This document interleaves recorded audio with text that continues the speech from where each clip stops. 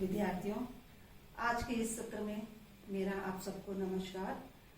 हम सब आज यहाँ जो एकत्र हुए हैं, इस सत्र में मैं बहुत ही वर्तमान के गंभीर विषय पर चर्चा करने के लिए आपके साथ एकत्रित हुई हूँ, जिसमें हम काफी कुछ सीखेंगे। जैसा कि हम सबको पता है कि वर्तमान समय बहुत चिंता से भरा हुआ है, चारों ओर लॉकडाउन है और सभी लोग अपने अपने घरों में रहकर अपनी रुचि के विषयों पर काम कर रहे हैं और चिंतित भी हैं कि किस तरह से हम इस परिस्थिति से बाहर आए। कुछ समय पहले ही मेरे पास एक डॉक्टर आए जो कि पेशे से डेंटिस्ट हैं और उन्होंने मुझे फ़ोन करके कहा कि मैम, मेरे को बहुत एंजाइटी होती है, बहुत पल्पिटेशन होता है, हार्ट रेट बढ़ जाता है, मैं बहुत जल्दी घबरा जाता हूँ और किसी भी काम को करने में मेरा मन नहीं लगता, मैं क्या करूँ। मैंने उनसे पूछा, आप क्या कर रहे हैं और आपकी ये परेशानी कब से शुरू हुई? तो उन्होंने बताया कि मैं काफ़ी दिनों से इस तरह के लक्षण मुझ में आ रहे हैं और मैं बहुत परेशान हूँ, मेरे घर वाले भी उससे काफ़ी परेशान हैं, तो मैम मेरी आप कोई सहायता कीजिए। तो एनालिसिस करने पर मुझे ये ज्ञात हुआ कि डॉक्टर को कहीं ना कहीं मन में ये डर और भय सता रहा था कि मैं अपने प्रोफेशन में पीछे होता जा रहा हूँ, मुझे और अधिक धन कमाना है और अधिक करना है। मेरे साथ के लोग जो है वो काफ़ी आगे बढ़ गए हैं, मुझे भी आगे जाना है। और उन्होंने इस चिंता के स्वरूप अपने काम के घंटे बढ़ा दिए, अपनी रूटीन को उन्होंने डिस्टर्ब कर लिया। दिन रात वो सिर्फ अपने काम काम काम काम यही उनके जीवन का एक विषय बन गया और जिसके कारण उनको डिस्टर्ब स्लीप्स होने लगे, फैमिली के साथ रिलेशनशिप डिस्टर्ब हो गए और लोग बच्चों पर भी वो बहुत ज़्यादा आक्रामक रूप से गुस्साते थे, क्योंकि वो अपने अंदर के चेंजेस से कोप अप नहीं कर पा रहे थे, परिस्थितियों का सामना नहीं कर पा रहे थे। तो आप जानते हैं वो, जी हाँ, एंजाइटी डिसऑर्डर से पीड़ित थे और एंजाइटी के स्ट्रोक्स और दौरे उन्हें पड़ रहे थे। ये एक विषय था। विद्यार्थियों, हम सबको जीवन में कभी ना कभी चिंता का सामना करना पड़ा है और चिंता आती है और चली जाती है। ये बहुत ही नेचुरल है, क्योंकि जब हमारे को कुछ करने का हमारे सामने टारगेट होता है और हम उसे नहीं कर पाते तो स्वाभाविक रूप से चिंता आती है, हम स्ट्रेस्ड हो जाते हैं और अपने कामों को अच्छे से करना चाहते हैं, उस नियत समय पे कंप्लीट करना चाहते हैं। जब नहीं होता है तो दिन रात हम उसके बारे में सोचते हैं। ये सब स्वाभाविक है। अगर वो काम हो जाने के बाद आप उस चिंता से मुक्त हो जाते हैं तो ये बिल्कुल नॉर्मल है, नॉर्मल माना जाएगा।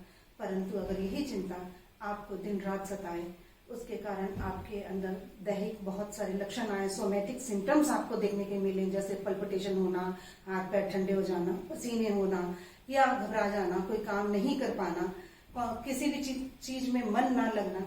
जी हाँ, तो निश्चित तौर पे आप जानिए कि धीरे धीरे आप एंजाइटी डिसऑर्डर की ओर बढ़ रहे हैं या चिंता विकृति आपको घेर रही है। जी हाँ, आइए आज इसी विषय पे हम आपसे चर्चा करेंगे, जिसमें बहुत सारे इंटरैक्टिव सेशंस होंगे और हम गंभीरता से विचार करेंगे आखिर ये चिंता है क्या और किस तरह से इंसान के दैनिक जीवन को डिस्टर्ब करती है। तो व्हाट इज एंजाइटी? हाँ, एक बात और मैं क्लियर करना चाहती हूँ मित्रों और विद्यार्थियों, मैंने इस पीपीटी में अपने दोनों ही मीडियम के विद्यार्थियों का ध्यान रखा है ताकि किसी को भी कोई दिक्कत नहीं हो। मदर टंग हमारी हिंदी भाषा है तो मैं हिंदी में समझाने का प्रयत्न करूंगी और अंग्रेजी वाले पीपीटी से इंग्लिश में भी समझ सकते हैं। तो दोनों माध्यम को अवश्य इस आज के सत्र का लाभ मिलेगा। तो व्हाट इज एंजाइटी? किसे हम कह सकते हैं कि चिंता क्या है या चिंता होती क्या है? तो जो DSM-4 है उनके अकॉर्डिंग में चिंता is defined as a state of apprehension, uncertainty and fear resulting from anticipation of imagined threatening event or situation. Everyone experiences anxiety from time to time. देखिए कितनी ही सरल शब्दों में ये बात कही गई है कि ऐसा डर, ऐसा भय ऐसी किसी परिस्थिति के प्रति असुरक्षा जो हमें हमारे अंदर चिंता को उत्पन्न कर देती है, या कोई ऐसी सदमा स्थिति जो हमें थ्रेटन करे, हमें डराए और उससे हमारे अंदर चिंता के लक्षण उत्पन्न हो जाए, तो उसे हम चिंता मानेंगे। और हम सब दैनिक जीवन में हमेशा कभी या कभी कभी चिंता को तो अनुभव करते हैं। विद्यार्थियों, आपने भी इसका बहुत अच्छे से अनुभव किया होगा। एक बहुत सरल सा उदाहरण मैं आपको देना चाहूंगी कि परीक्षा के पहले हर आदमी चिंतित होता है। एक सीमित चैप्टर्स होते हैं, सिलेबस होता है जिसे एक टाइम लिमिट में खत्म करना होता है, और जिस दिन परीक्षा होती है, हम जब परीक्षा कंडक्ट करा रहे होते हैं तो हम देखते हैं बहुत सारे विद्यार्थियों को बोर्ड पर अपना रोल नंबर दिखाई नहीं देता। मैडम कहाँ जाए, उन्हें फिट्स आते हैं, वो गिर जाते हैं, या फिर इतने ज्यादा एंशियस होते हैं कि वो बात नहीं कर पाते हैं,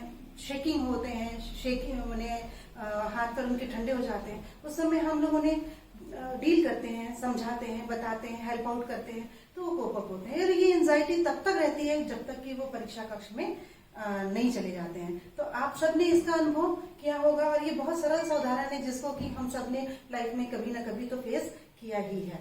और ये नॉर्मल एंजाइटी कब डिसऑर्डर में चेंज हो जाती है, उसके बारे में मैं आपको बताना चाहूंगी कि नॉर्मल एंजाइटी अगर कुछ महीनों तक रहे, कुछ हफ्तों तक रहे, तो ये डिसऑर्डर में परिवर्तित हो जाती है, और उससे हमारे दैनिक जीवन में होने वाले सारे काम काज जो है वो अफेक्टेड हो जाते हैं। आपको कंसंट्रेशन में मन नहीं लगेगा, चिड़चिड़ाहट बढ़ जाएगी, आक्रामकता बढ़ जाएगी, या खाने पीने में अरुचि हो जाएगी, और इतने डिस्टर्ब हो जाएंगे कि आप अपने आसपास के सारे माहौल को भी खराब कर सकते हैं। तो जब इस तरह के लक्षण हो तो समझिए कि ये धीरे धीरे गंभीर रूप ले रहा है। और अगर हम बहुत ही सीधे सादे सरल शब्दों में जानना चाहें कि एंजाइटी है क्या और कैसे वो डिसऑर्डर में टर्न होती है, तो anxiety is a normal response to stressor.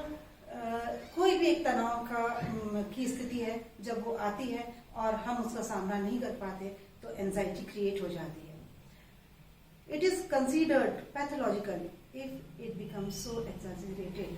अगर हम किसी चीज को बहुत बड़ा चढ़ा कर देखते हैं और उसके बारे में ओवर थिंकिंग करते हैं, ओवर इमेजिनेशन करते हैं, तो चिंता होना स्वाभाविक है, और वो हमारे में चिंता का लक्षण जो है वो कर देगी। इट कैन बी इंटरनल और एक्सटर्नल। जी हाँ, बहुत ही इंपॉर्टेंट बात है, ये हमारे अंदर से भी आ सकती है, इंटरनल भी हो सकती है, हमारे पर्सनल अफेयर्स हो सकते हैं, हमारी पर्सनैलिटीज टाइप की हो सकती है, पारिवारिक परेशानियां हो सकती हैं, या कुछ ऐसी परिस्थितियां जो हमारे पर्सनल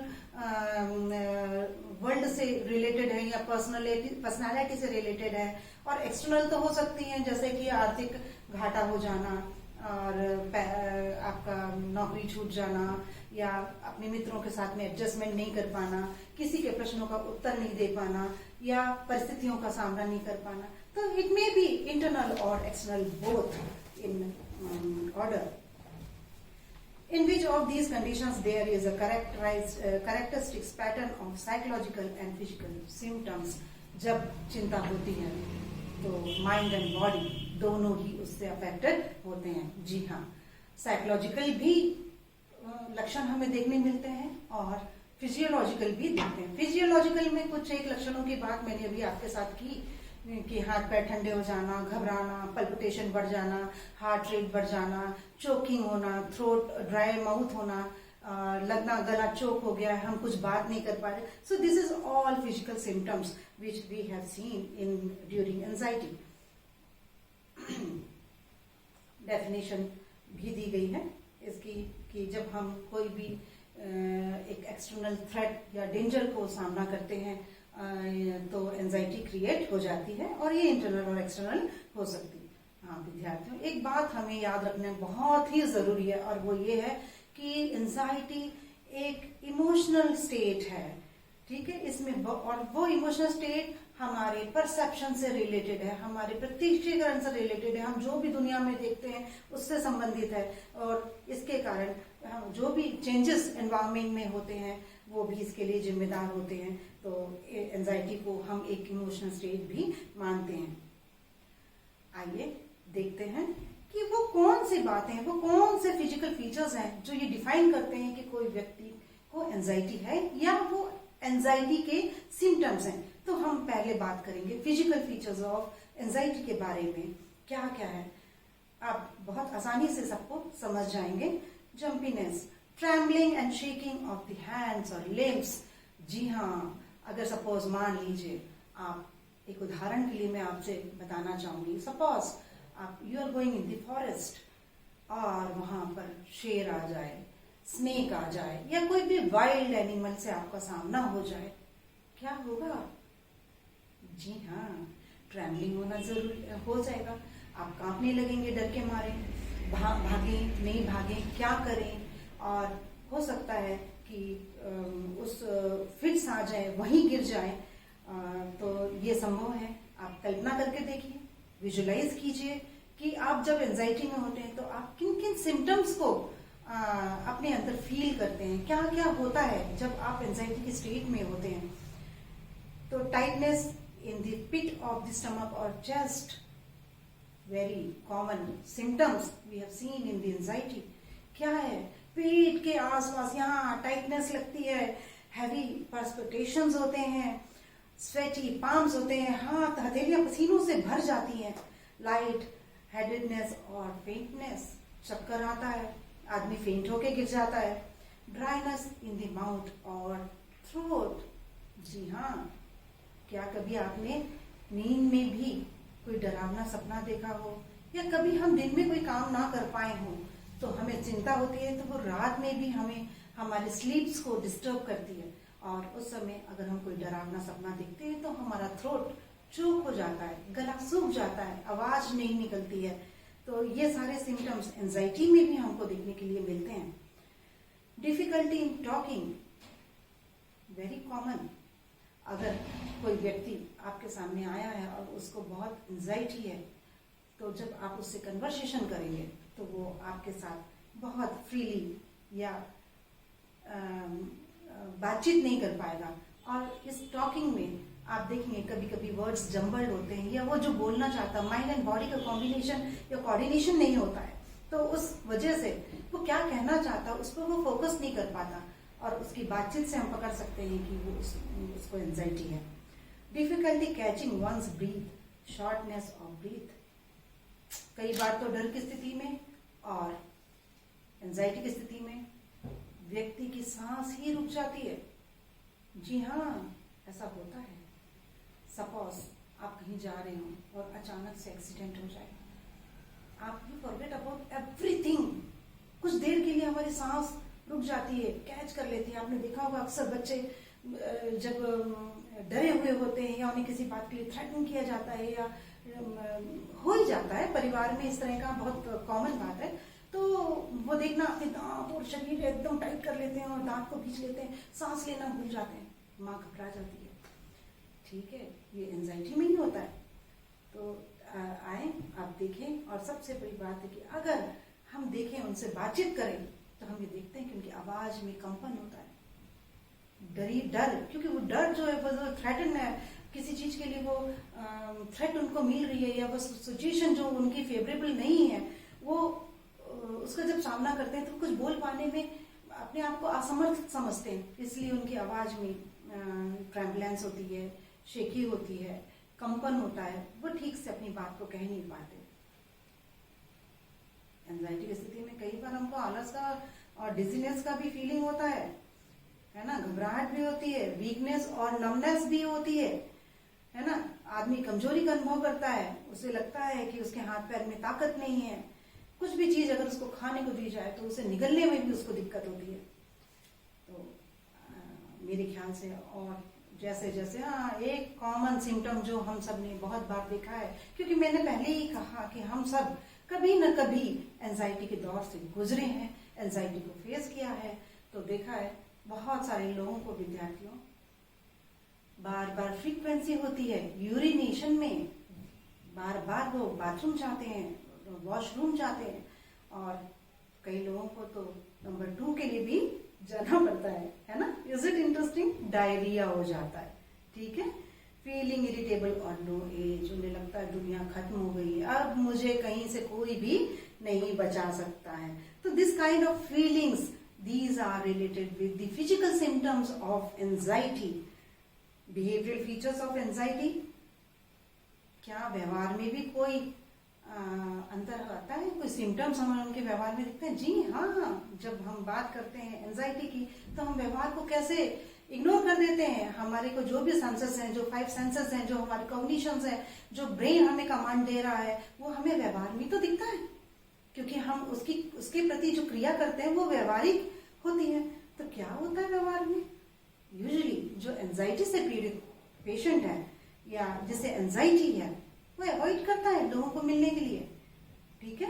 उसका व्यवहार अवॉइडेंस टाइप का होता है, और तो और छोटी छोटी बातों के लिए वो दूसरों के ऊपर डिपेंड होता है, और अगर उसे ज्यादा कुछ कहा जाए या पूछा जाए या उससे बात की जाए बहुत चिड़चिड़ा हो जाता है, बहुत चिड़चिड़ा और आक्रामक भी, यहाँ तक कि कई बार वो बच्चों को पीट देता है या अपने साथियों से उसका झगड़ा हो जाता है। क्यों? क्योंकि उसकी प्रॉब्लम मेंटल है और उसके सारे सिम्टम्स हमको उसके व्यवहार में दिखाई दे रहे हैं। आइए तीसरे फीचर्स से हम जानें कि एंजाइटी में किस तरह का और चेंजेस या सिम्टम्स हमको दिखाई देते हैं। So that is known as cognitive features of anxiety. जी हाँ, so what is the meaning of cognition? अरे हमारे पास आंख, नाक, कान 5 सेंसेस हैं, और ये 5 सेंसेस से हमें ज्ञान प्राप्त होता है, सूचनाएं मिलती हैं, हम एक्सटर्नल वर्ल्ड से फेमिलियर होते हैं, लोगों से फेमिलियर होते हैं। So this is known as cognitive, ठीक है। कॉग्निटिव फंक्शंस यानी वो इंद्रियां जो हमें बाहर से रूबरू कराती हैं, बाहर से परिचय कराती हैं, हमें सूचना देती है, जिनसे हमें ज्ञान प्राप्त होता है। हम सब 5 सेंसेस के बारे में जानते हैं, 6वां भी आ गया है, ठीक है। तो आइए देखें क्या इन 5 सेंसेस में या इनसे जो हमें सूचनाएं या परसेप्शंस या जो नॉलेज हमें मिल रहा है, गेन कर रहे हैं, क्या वो भी डिस्टर्ब होता है? यस, जरूर। जैसे आदमी का, हम सोचना किसी का रोक नहीं सकते हैं, ठीक है। Worrying about something, continuously he is worrying about something which is not relevant, which is not related to his problem, but he is continuously thinking, overthinking. So a nagging sense of dread or apprehension about the future. मैंने भी आपको कहा, thinking करता है, over thinking करता है, कोई छोटी सी छोटी बात पे भी वो बहुत सोचता है, और तो और उसके अपने भविष्य के बारे में जो अभी आया नहीं या भविष्य में क्या होगा, बिना किसी कारण के कुछ भी सोचकर वो चिंतित होता है। मैं मर जाऊंगा, जैसे सपोज फॉर एग्जाम्पल मैं मर जाऊंगा तो मेरे परिवार का क्या होगा, उसे कौन देखेगा, या ये फीलिंग ऑफ इनसिक्योरिटी क्रिएट होती है। अभी वो मरा नहीं है, ठीक है, but he is thinking negative, और ये नेगेटिव जो है उसके अंदर feeling of depression, feeling of anxiety, उसको स्ट्रेस में पुट कर रही है और एंजाइटी क्रिएट कर रही है। सो pre occupation with bodily sensation, feeling threatened by people or event that they are normally to little or no concern. ऐसी ऐसी चीजों को सोचता है जो कहीं से भी उससे रिलेवेंट नहीं है या जिसका कोई भी मतलब या औचित्य ही नहीं है। सब जानते हैं। और क्या होता है जब वो एंजाइटी स्टेट में होता है कोई भी पर्सन, तो उसे लगता है सारी चीजें मेरे हाथ से बाहर निकल रही हैं, मैं किसी चीजों को कंट्रोल नहीं कर रहा हूँ, और अपने आप को इतना असहाय समझता है कि वो किसी भी चीज को ठीक से डील नहीं कर पाता। Fear of inability to cope with one's problem, बड़ी छोटी छोटी बातों में वो परेशान हो जाता है, उसे उसके सोल्यूशंस नहीं मिलते, उसे समझ में नहीं आता हाउ टू कोप अप। ठीक है, मनुष्य का तो नेचर है ना कि वो बहुत अच्छा से बैलेंस कर लेता है, जब उसके फेवरेबल चीजें नहीं होती हैं या परिस्थितियां नहीं होती तो वो उससे कोप अप कर लेता है। तो कोप अप के भी डिफरेंट काइंड्स ऑफ मेथड्स हैं, हर इंसान अपने हिसाब से, it's vary from person to person कि वो किस तरीके की परिस्थिति में किस तरह का व्यवहार करेगा और कैसे उस परिस्थिति को डील करके बाहर निकलेगा। So things are getting out of hand and control. पहले ही मैंने इसके बारे में बात की कि मेरी चीजें जो हैं, सब जो परिस्थितियां हैं वो उसके हाथों में नहीं है। Worry about very little thing, अभी मैंने इसकी चर्चा की है, छोटी छोटी अनावश्यक बातों पर वो चिंता करता है और उसके बारे में बार बार सोचता रहता है। पूरे टाइम टेंशन के लिए उसे कोई ना कोई सब्जेक्ट चाहिए। Worry about very little thing, छोटी सी चीजों पे चिंता करता है। Thinking the same disturbing thought over and over. जी हाँ, थॉट्स कई बार बदल भी जाते हैं, मगर अक्सर एंजाइटी के साथ ऐसा होता है कि जब इंसान एंजाइटी में होता है तो वो एक ही विषय पर लगातार कई घंटे सोच सकता है, बार बार सोच सकता है, और जितनी बार सोचेगा उतनी बार उसकी एंजाइटी की का लेवल जो है वो हाई हो जाएगा। और फाइंडिंग वंस थॉट जम्बल्ड और कंफ्यूज्ड, वो इतना ज्यादा कंफ्यूज होता है कि उसे समझ में नहीं आता कि मैं इन परिस्थितियों में क्या करूं। सो मित्र, आपने अब तक जो देखा है, सीखा है, समझा है, वो ये जाना कि cognitive features of anxiety, behavioural features of anxiety and physical features of anxiety क्या होते हैं। तो अब तक ये तो समझ में आ ही गया होगा आपको कि एंजाइटी किस तरह की होती है। Now we will talk about types of anxiety. Here it is. Yes, there are two types of anxiety. Normal anxiety और anxiety disorder या pathological anxiety. Normal anxiety में person cope up कर सकता है, उसके skills adaptive होते हैं, planning बना सकता है और better performance कर सकता है। ठीक है, सबके साथ होता है। जब टेंशन में, अभी मुझे जब मेरे एक मित्र ने कहा कि आपको ऑनलाइन पढ़ाना है, उसके लिए मैडम आप वीडियो बनाइए, तो 3 दिन मुझे भी बहुत सारी चिंता हुई। उसमें मैं सोई नहीं जब तक मेरा टास्क पूरा नहीं होता, मैं स्ट्रेस में रहती हूँ और काम कंप्लीट करना होता है। बट टास्क कंप्लीट हो गया, अभी मैं आपको डिलीवर कर रही हूँ, आपको बता रही हूँ, पढ़ा रही हूँ, तो मेरी वो एंजाइटी भी रिलीज हो गई है। तो this is all known as normal anxiety. When it becomes a pathological anxiety, yes, when people is unable to control till 3 or 4 or 6 months, बार बार आ रहे हैं लक्षण, बार बार हो रहे हैं, उसका कंट्रोल नहीं है, पुअर कंट्रोल है, पुअर सिग्निफिकेंस है, उसकी लाइफ, डेली लाइफ डिस्टर्ब हो रही है, then it become a pathological anxiety, और उसे हम एंजाइटी डिसऑर्डर कहते हैं, चिंता मनस्ताप के रूप में जानते हैं। डियर स्टूडेंट्स, DSM-4 TR ने क्लासिफिकेशन ऑफ एंजाइटी डिसऑर्डर्स को बताया है। यहाँ मैं ये बताना बहुत जरूरी समझती हूँ कि ऐसी बहुत सारी बीमारियां हैं जिनका मेन सिम्टम जो है एंजाइटी है, जो एंजाइटी से ही होती है, जैसे hypertension, diabetes, obsessive compulsive neurosis, मनोबस्ती बाध्यता, phobia, panic disorder. These are created or these are influenced by the anxiety. Anxiety is the main feature of that symptom, main symptom of that disease.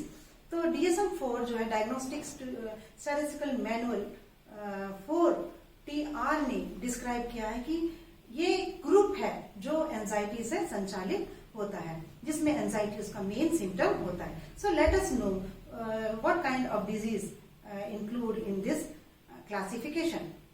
Panic disorder without agoraphobia, panic disorder with agoraphobia, agoraphobia without panic disorder, specific phobia, social phobia।